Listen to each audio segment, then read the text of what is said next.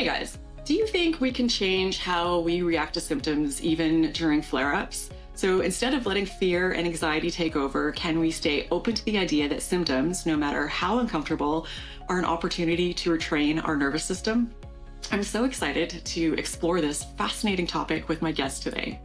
Hi everyone, I'm Raelan. If you're new to this channel, here we talk about recovery journeys from chronic conditions like ME/CFS and long COVID. We share strategies, the struggles, and the hope that healing is possible.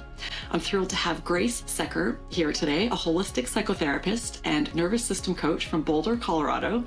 Grace has her own story of overcoming depression and eating disorder, fibromyalgia, chronic fatigue, the whole chronic illness package, and she's here to share her hard-won wisdom with us. Grace, so great to have you here today. Thank you for doing this. Thank you. I'm really happy to be here.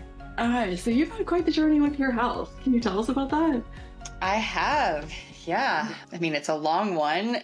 Really, I can look back to even as a kid, honestly, even like having just weird things happen in my health that people couldn't really understand or explain. Even starting in like 5th grade, I would have what they just called stress headaches, which not quite a migraine, but really intense and horrible, and would happen every now and then they just stopped, like went on. Something else would pop up, things like that. Until finally, I have kind of like 2 points of really big, difficult issues, health issues in my life. And one was during grad school. I was in school for counseling, and I started having really horrible chronic pain to the point where I remember going to like an Office Max, Office Depot with my mom, trying to find the right desk and chair height and ratio for my body so that even like half an inch or an inch would be off and it would kill my back or my neck when I was trying to study.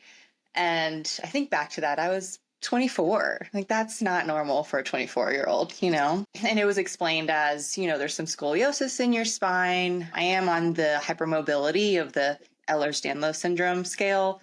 And so that was just kind of explained in that way. Your joints just kind of go in and out sometimes. So yeah, you're going to have some pain, but not to the point. I think not to the extent that I was experiencing. And I was a pretty active person. So I was really getting into yoga. That was filling my soul, my physical practice.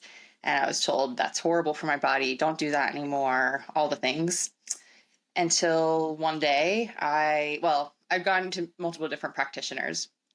And finally, I went to a naturopath who was seeing me for a while and eventually said, you know what? I think you need to go see this psychiatrist or psychologist who specializes in chronic pain. And mind you, I was in school to be a counselor, but we don't learn any of this, at least at the time, at least in my program. I had no idea the mind and body connection. And so I was like, yeah, sure. So I went to her, and I didn't know it at the time, but now I recognize what she was really doing was more pain reprocessing therapy. And within about 6 months, like 90% of my pain went away. And it just kind of was life from then on. It was just like, okay, yeah, I'm going to keep going. And part of the therapy is don't pay so much attention to the sensations in your body when they pop up. And so every now and then I'd have a little something that popped up, but I knew kind of how to work with it. And I just didn't pay too much attention to it. So I just kind of went on with life and got my therapy license. And then eventually started having a whole other set of symptoms, meaning things like chronic fatigue, mold toxicity, food intolerances, and, a whole list of things like that. And that was the second point in my health where I didn't connect the dots at the time. I didn't recognize I could probably use the same sort of mechanisms or therapy to help me because this was not in my mind the same as chronic pain, right? So I went down the whole medical route again, different doctors, functional, traditional, all the things, until finally I was having a huge breakdown, and a loved one looked at me and was just like, you think maybe you should approach this from that same psychological place you did the chronic pain before? And at first I'm like, what are you talking about? This is real. That feeling where you feel dismissed, right? Because people don't understand you or understand it. You look fine. I looked fine. And then I was like, okay, yeah. So from then I started engaging back in pain reprocessing therapy and using the app Curable.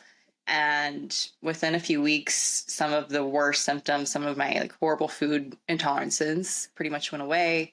I was having histamine reactions. Those went away. And just gradually got better from there. Yeah, those are like the two big points in my life that I can recognize. And yeah. I'm really curious about this person who had the insight to suggest, even though the suggestion didn't go over well initially, because most people don't understand or even accept or believe that this type of approach to getting rid of symptoms works. So how did this person, yeah. It was my partner at the time. And actually, he didn't even know me at the time that I was in grad school. He just knew my history. You know, I had told him about it, explained what had been going on and how I healed. And I think because he, you know, we lived together, I mean, he saw how much I was struggling, but also didn't understand it either, and knew how many physical interventions I had gone through, all the protocols and the detoxes and the supplements and all things that weren't really working. So I think to him, he was like, okay, this is, you know, there's something else, especially because I really was struggling on a mental, emotional level. I was depressed. I was just overwhelmed. So I think he was just like, well, why not? You know, Worked before. Something's got to shift. Yeah. So you said it was pain reprocessing therapy, and you mentioned that this involves paying less attention to symptoms. What else does this involve? Yeah. So pain reprocessing therapy is a way to help rewire your brain to basically stop sending danger signals to your body. So that's really what's helped me. I recognize that, yes, there might have been some things like, for instance, scoliosis or my hypermobility that, yeah, could cause some pain, but my brain was attaching to it and saying, you know what, we're going to send all these danger signals because it makes sense to feel pain there. So pain reprocessing therapy breaks that cycle. And instead of sending signals of danger, sends signals of safety. And through that, you don't want to pay so much attention, because when we hyperfixate on our pain and our symptoms, it makes it worse because it creates more fear and anxiety. And that fear and anxiety creates more panic in the brain. So it's this like vicious cycle that keeps happening. You feel pain, you get anxious, you get fearful, and then it creates more pain. So part of that is breaking the cycle. And from this approach, how do you break that cycle? Good question. Multiple different ways. So two different ways I kind of identify. One is literally talking to your brain, saying like, I don't need this pain. I'm actually completely safe. My body's totally fine. Right. And at the same time, understanding and learning about that, learning about actually what's going on in your brain and your body. For me, it was really helpful to actually visualize and look up like, what are the fear parts of the brain, the amygdala and things like that.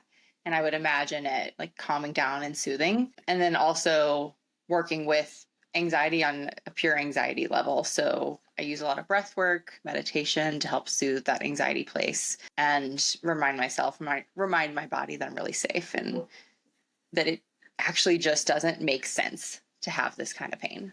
And I learned that from experiences and stories like people that you have on your channel, you know, things like that. Learning how people have healed helps you understand you can too. And you did this through an actual conventional medical center somewhere?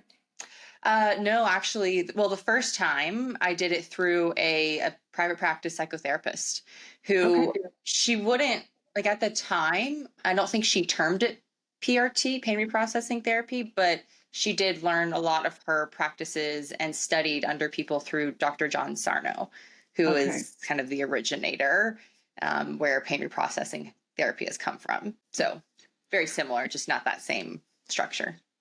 Yeah, I'm really interested. It's amazing to hear that there's a psychotherapist out there doing this approach, because usually we have to go through, you know, small programs, or it's really, really slow to become mainstream. There's very few people. There are now medical doctors and people who are, you know, treating patients with this approach, but it's like by far the overwhelming minority of cases. So it's just great to see that that's becoming more and more available. Yeah. And I will say it was, you know, after I saw her, I tried looking other practitioners up. There weren't many. There's not many at all, at least at the time. And even that second time around that I started healing, I tried to find her and I couldn't find her again. So yeah, I don't think it's very common. So I think we have a good understanding how you recovered from or got rid of the symptoms for the chronic pain. Was it the exact same process for that second bout when you had the chronic fatigue and all those other symptoms, or were there other things that you had to do as well? There were more different types of things, yes. So I would say it's a combination.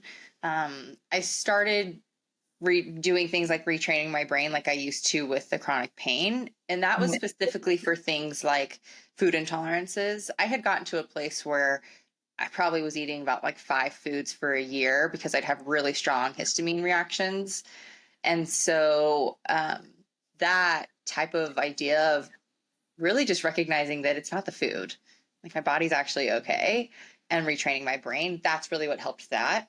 With the chronic fatigue and things like mold toxicity and some gut imbalances and issues, it did help, but I would say there's more for sure that I did. And things like helping myself regulate my nervous system a little bit more, and in terms of things like pacing. So like pacing my energy, pacing my time, really looking at my life and seeing, okay, what's working for me and what's not, really on an emotional, mental level, and just in general, like my work caseload and like where I was living and who I'm in communication with and my relationships, like really diving deep into all of that, because at the very root, I mean, our mental and emotional health can cause a dysregulated nervous system. So there's multiple pieces, and it can be overwhelming at first when you're starting this, for sure.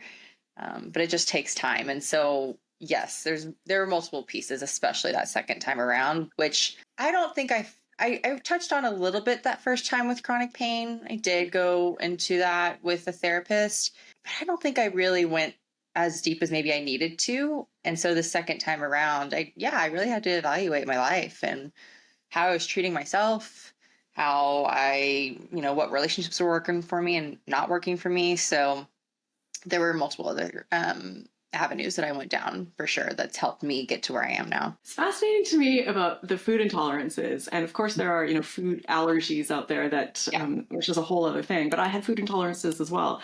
I lived in Southeast Asia for over 8 years with a rice intolerance. I didn't eat rice in Asia over 10 years, or over 8 years. And just knowing now that I could have fixed it with some brain retraining exercises. Like now I'm reading so much about the power of our brain and the things that we can change and the things we can control. And now everything in my life, I'm like, can I use brain training for this? Like, it's just everything, like to help me get better with snowboarding. Like, it's just a zillion things. I know, right? It's just, we're learning more and more and more, how much our brain impacts things and how many things we experience are a result of things that are initiated in the brain. So yeah, it's really incredible. Yeah. So like a lot of people, this, I believed, changed your career trajectory, because what were you doing before and what are you doing now? Yeah, so it definitely did. I mean, that second round of healing, once I started to feel a lot better, I was just like, oh, I have to do this professionally. I have to get the word out there. You don't have to suffer like this. And so previously to that, I would say more of a mind-body therapist, but I didn't specialize in this. I worked with a lot of eating disorders. I was a yoga therapist. And so that was just kind of my main form of therapy that I saw clients through. But now going on 2.5 years now is where I've really honed in and specialized in working with people very similar to me and going through chronic pain, chronic fatigue, just chronic symptoms that are unexplained or that you're dealing with for a long time. So it's definitely my passion now. And I not only see individual clients, but I also have a whole group program that I've created to help people. Really, it's pretty much it's like everything that I kind of wish I had that I didn't at the time that I was healing, that I've now built. So if people join the program, what does that look like? Yes. So it's a 4-part healing program. And I say 4-part because we focus on the nervous system regulation practices, which can look like really learning how to soothe that anxiety, help soothe your body when it's really antsy and anxious. And then there's some brain retraining. So looking at the brain and how it's affecting the body. And then the mental and emotional healing, which is where I think me as a therapist kind of comes into play and really helps you understand what's underneath that. How many emotions are we pushing down and repressing? Is there some trauma there that we need to address and integrate? And then the fourth part is fitting it all together and helping you sustain this and learn how to deal with flares if that happens and things like that. And it's a group program, so there's a community aspect there, because I know, I mean, myself included, very much so, felt so isolated. And I honestly didn't know much of what was out there when I was going through this. And so, yeah, I felt like no one understood me.